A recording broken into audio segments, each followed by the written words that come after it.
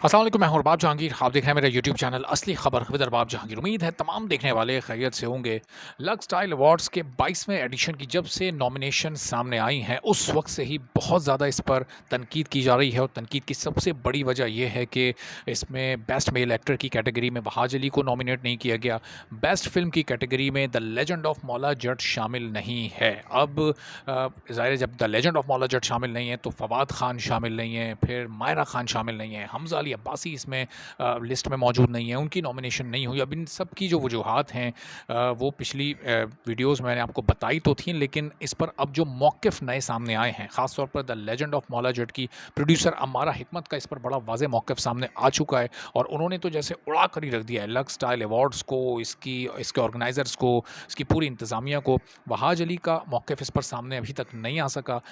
लोग इंतज़ार कर रहे हैं कि वो भी इस बारे में कोई बात करें, चूँकि उनका ड्रामा जो बिछड़ गए वो नहीं उसको ऐड किया गया, और ना सिर्फ ड्रामे को नहीं ऐड किया गया बल्कि उसमें वहाज अली ने बड़ी ज़बरदस्त एक्टिंग की थी और क्रिटिक्स ने ख़ास तौर पर बहुत तारीफ़ की थी उनकी एक्टिंग की। तो उसके बावजूद उनको ऐड ना करना ये बड़ा ही हैरानकुन अमर है। इस पर सबको बहुत ज़्यादा हैरत है, चूँकि जिस टाइम विंडो की बात हो रही है, जिस ड्यूरेशन के ड्रामे हैं ये, जिस महीने से जिस महीने तक, जिस साल के ये पिछले 2022 के ड्रामे हैं, तो ऐन उसी वक्त जो बिछड़ गए चल रहा था, और उसके साथ के बाकी ड्रामों को इसमें ऐड किया गया, बाकी एक्टर्स को भी इसमें इंक्लूड किया गया है। तो बहरहाल वहाज अली का अभी तक इस पर कोई मौक़िफ़ सामने नहीं आ सका है कि उनके उस रूमी के किरदार को क्यों नहीं कंसीडर किया गया। लेकिन अमारा हिकमत ने बड़ी खुलकर गुफ्तगू की है, और the legend of Maula Jatt की प्रोड्यूसर ने क्या कहा है इन अवार्ड से मुताल्लिक, ये आपको बताते हैं। उन्होंने कहा कि हमने अपनी फ़िल्म की नॉमिनेशन खुद ही नहीं भेजी, हमने सबमिट ही नहीं किया अपनी फ़िल्म को लक्स स्टाइल अवार्ड्स के लिए, चूँकि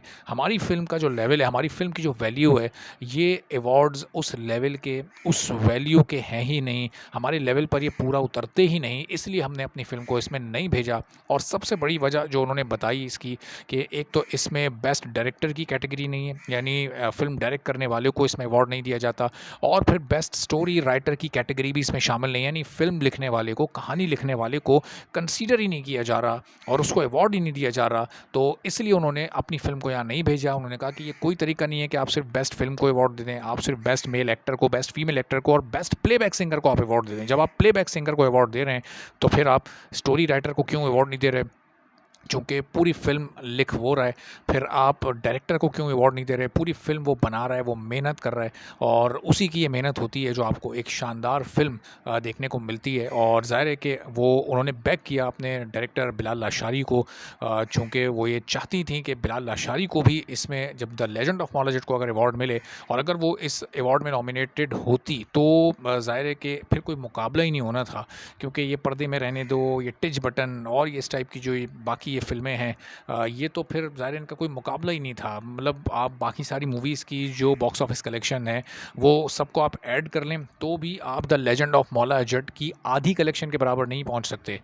तो इतना भी इन फिल्मों ने पाकिस्तान और ओवरसीज़ दोनों जगह पे मिलाकर नहीं कमाया जो जितना the legend of Maula Jatt ने सिर्फ पाकिस्तान में या सिर्फ ओवरसीज़ में कमा लिया है। तो बहरहाल ये फ़र्क साफ ज़ाहिर है। तो अब फिल्में पाकिस्तान में इस मयार की बन रही हैं कि वो अवार्ड शोज़ को चैलेंज कर रही हैं, यानी अब अवार्ड शो फिल्मों को या ड्रामों को नज़रअंदाज नहीं कर सकते, बल्कि फिल्मों और ड्रामों ने अपने वो वैल्यूज़ सेट कर ली हैं कि अगर ये अवार्ड शोज़ उन वैल्यूज़ को मैच करेंगे तो वो मूवीज़ इनमें अपनी नॉमिनेशंस भेजेंगे और फिर बड़े स्टार्स इन शोज़ का हिस्सा बनेंगे। वरना इन अवार्ड शोज़ का मुस्तकबिल अब बड़ा मुश्किल नज़र आ रहा है। अगर आप के अवार्ड में टॉप स्टार्स होंगे ही नहीं, चाहे वो ड्रामों के हों चाहे वो मूवीज़ के हों, तो फिर ये अवार्ड शोज़ के जो फंक्शंस हैं वो काफ़ी फीके फीके नज़र आएंगे।